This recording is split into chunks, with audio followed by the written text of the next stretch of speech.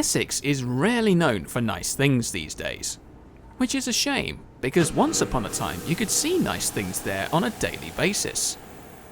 The Great Eastern Railway Holden S69 was one such example, a lightweight inside-cylindered 460 that was nippy and powerful, yet was short enough to fit on a 50-foot turntable. Developed from the Claude Hamiltons, with an extra pair of driving wheels and slightly bigger cylinders, there were 80 of these engines built between 1911 and 28, the last 10 being built in Manchester when they had been reclassified as B12s by the Lner.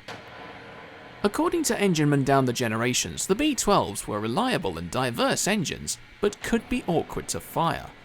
The shallow fire grate slopes at the very front of the box, and once the boiler pressure drops beneath 150 psi, you notice a change in performance.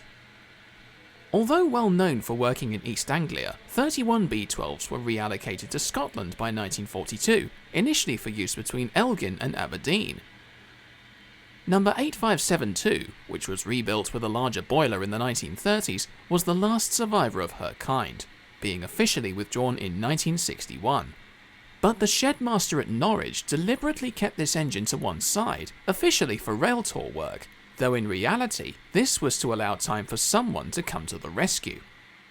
In 1963, number 8572 was purchased by the Midland and Great Northern Joint Railway Society, and eventually moved to what is now the North Norfolk Railway.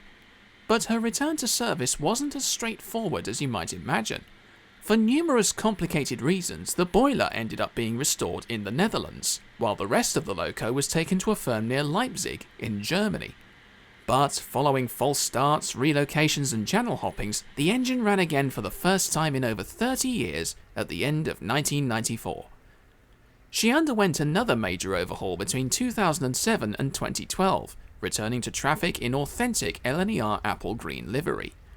Preserved in B12/3 form, number 8572 has grown a cult following amongst internet enthusiasts thanks to that disciple of all things Lner, Simon A.C. Martin. But she's also not just the only surviving Stephen Holden engine, but the only surviving British 460 with inside cylinders. That alone must be worth something.